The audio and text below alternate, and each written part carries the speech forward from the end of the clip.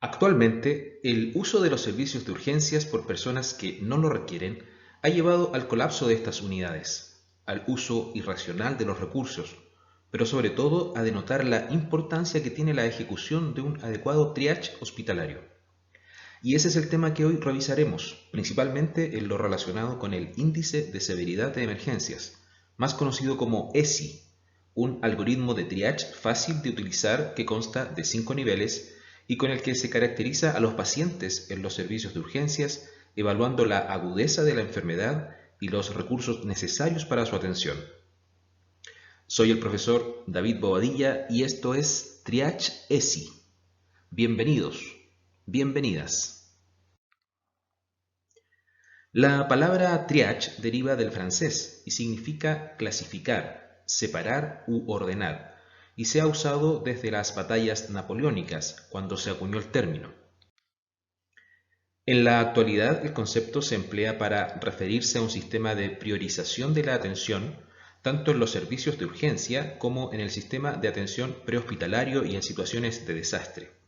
Estas dos últimas no se tratarán hoy, sin embargo, les motivo a que investiguen y conozcan de ellas. Aunque los beneficios de realizar TRACH en el servicio de urgencia son múltiples, concluimos cuatro principales.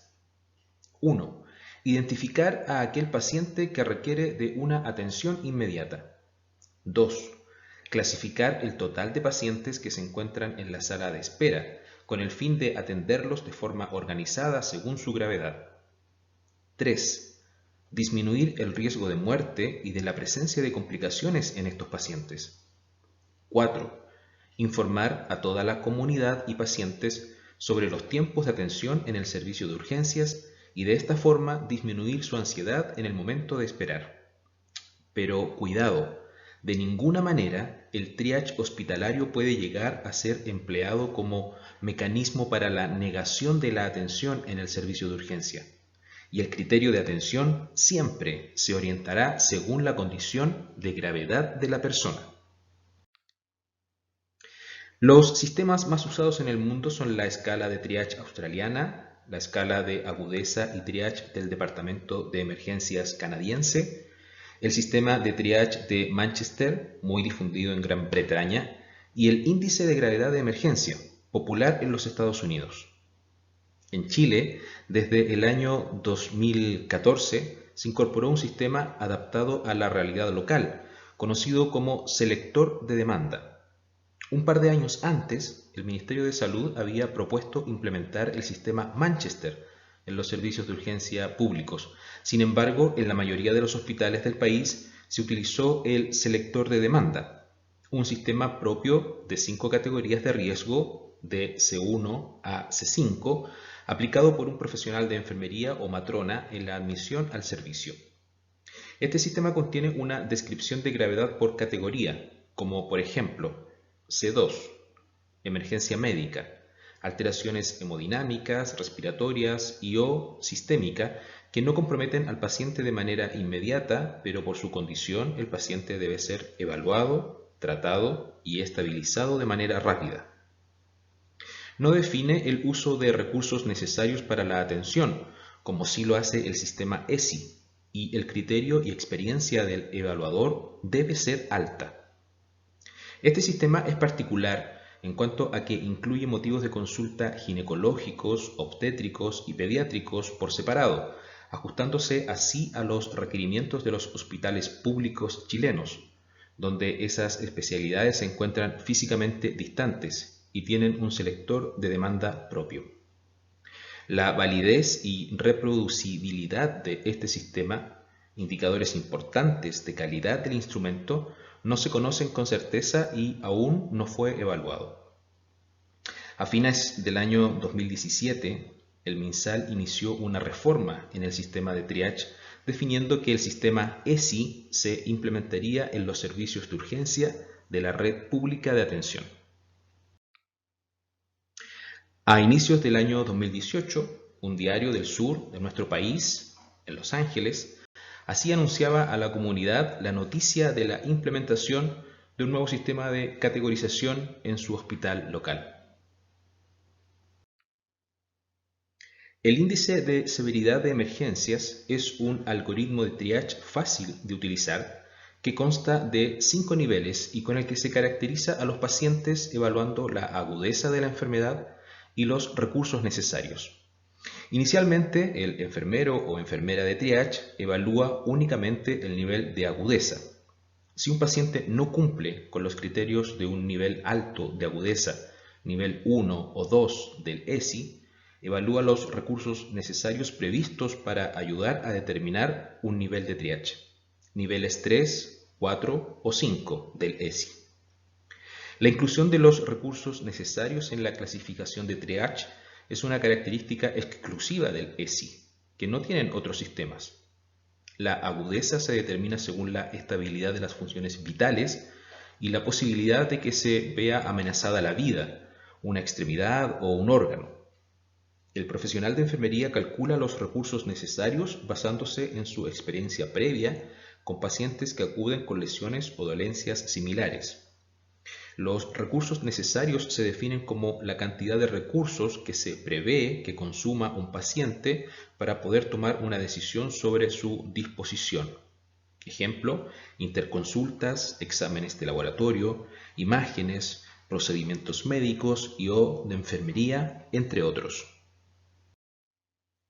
En cada paso del algoritmo se guía al usuario hacia las preguntas correctas que debe formular o el tipo de información que debe recabar. Según los datos o respuestas que se obtengan, se toma una decisión, se guía al usuario al próximo paso y finalmente a la determinación de un nivel de triage. Los 4 puntos de decisión representados en el algoritmo ESI son fundamentales para lograr una aplicación precisa y confiable de este sistema. Aquí se muestran los 4 puntos de decisión reducidos a 4 preguntas clave. Punto de decisión A. ¿El paciente necesita una medida de reanimación inmediata? Punto de decisión B. ¿Se trata de un paciente que no debería esperar? Punto de decisión C. ¿Cuántos recursos necesitará este paciente? Punto de decisión D. ¿Cuáles son los signos vitales del paciente? Las respuestas a estas preguntas guían al usuario al nivel de triage correcto.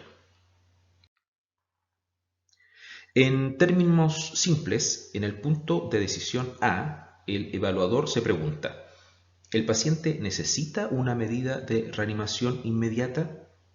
Si la respuesta es sí, el proceso de triage está completo y el paciente es clasificado automáticamente como nivel 1 del ESI. Si la respuesta es no, el usuario debe avanzar al próximo paso del algoritmo, el punto de decisión B. Las siguientes preguntas se utilizan para determinar si el paciente requiere una medida de reanimación inmediata. ¿El paciente tiene vías respiratorias permeables? ¿El paciente respira? ¿El paciente tiene pulso? ¿Preocupa la frecuencia, el ritmo o la calidad del pulso? ¿Se intubó a este paciente antes de llegar al hospital debido a la posibilidad de que no pueda mantener vías respiratorias permeables, respirar espontáneamente o mantener la saturación de oxígeno? ¿El paciente requiere medicamentos u otra intervención hemodinámica de inmediato, como reposición de la volemia o sangre? ¿El paciente ya estuvo intubado o presentó apnea, falta de pulso, disnea severa, saturación menor de 90%, cambios agudos en el estado mental o falta de respuesta ante los estímulos? Se debe evaluar a todos los pacientes con dolor torácico en el contexto de los criterios correspondientes al nivel 1, a fin de determinar si el paciente requiere medidas de reanimación inmediatas. Algunos pacientes que acuden con dolor torácico se encuentran muy estables. Si bien es posible que requieran un electrocardiograma de diagnóstico dentro de los 10 minutos de haber llegado, estos pacientes no cumplen con los criterios correspondientes al nivel 1. Sin embargo, los pacientes que están pálidos, sudorosos, con disnea aguda o inestables a nivel hemodinámico cumplen con los criterios correspondientes al nivel 1 y requieren medidas de reanimación inmediatas. Al determinar si el paciente requiere una medida de reanimación inmediata, también se debe evaluar el nivel de respuesta del paciente. El algoritmo ESI utiliza la escala ABDI. Los pacientes con un puntaje D, dolor, o I, inconsciente, en esta escala cumplen con los criterios correspondientes al nivel 1. La falta de respuesta se evalúa en el contexto de cambios agudos en el estado neurológico y no en el contexto de pacientes que presentan retrasos notorios en el desarrollo, demencia documentada o afasia crónica. Todos los pacientes que presentan falta de respuesta, incluso los pacientes intoxicados que no responden ante los estímulos dolorosos, cumplen con los criterios correspondientes al nivel 1 y deben ser evaluados de inmediato. Ejemplos de condiciones de categoría nivel 1 del ESI se presentan en esta diapositiva.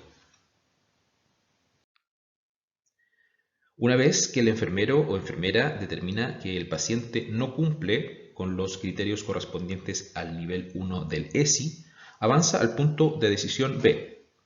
En el punto de decisión B, se debe decidir si se trata de un paciente que no debería esperar para ser atendido. Si el paciente no puede esperar, se lo clasifica como nivel 2 del ESI.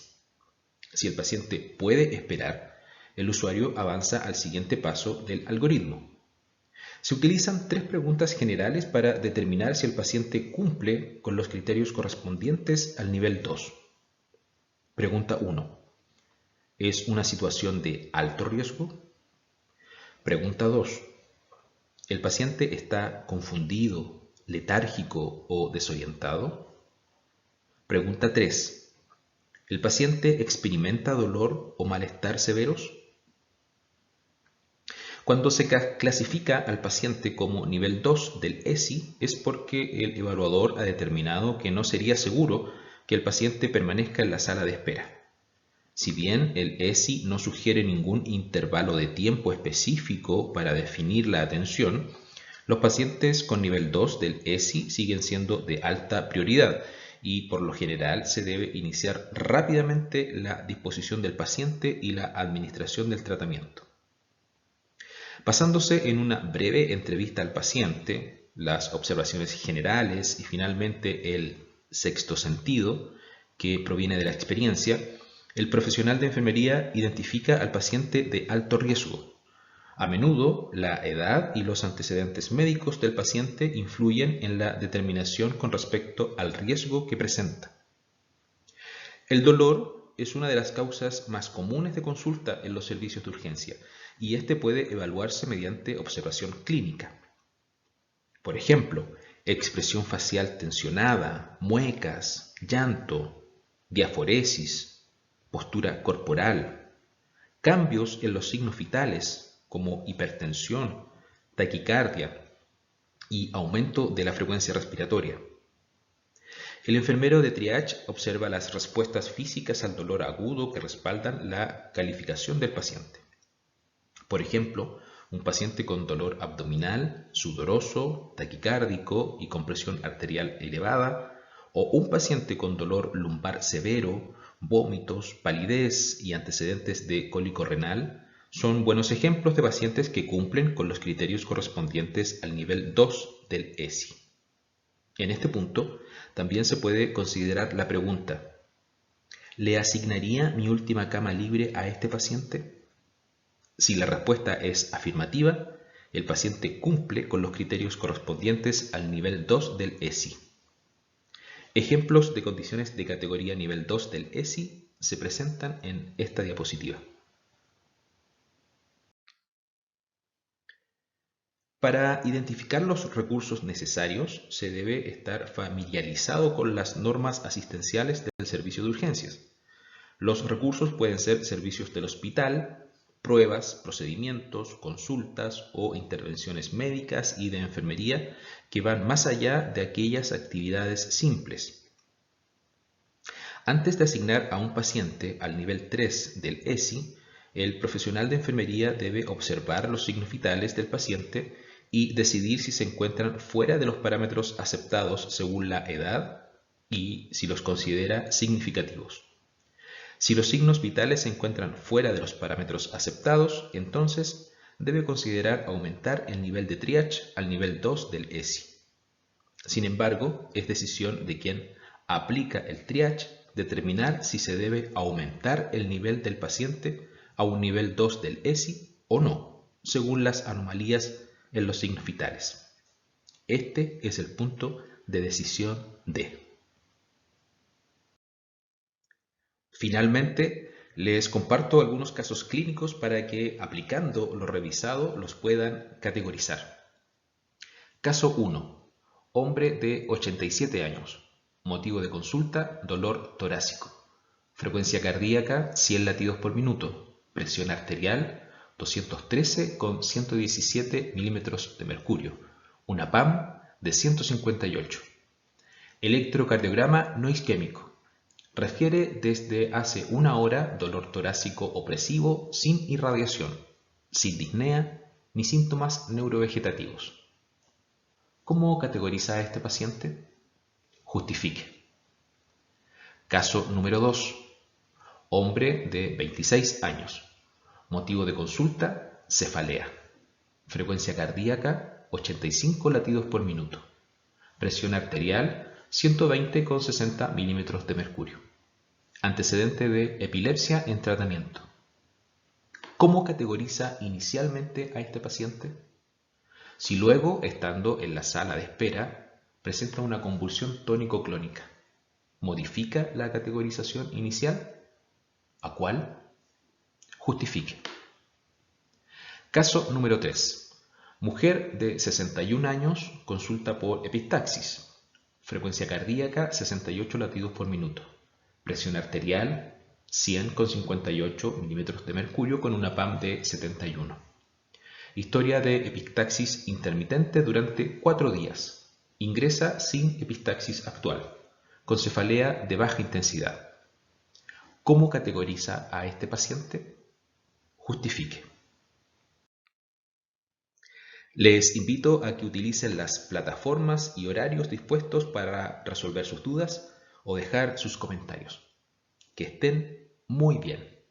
Gracias.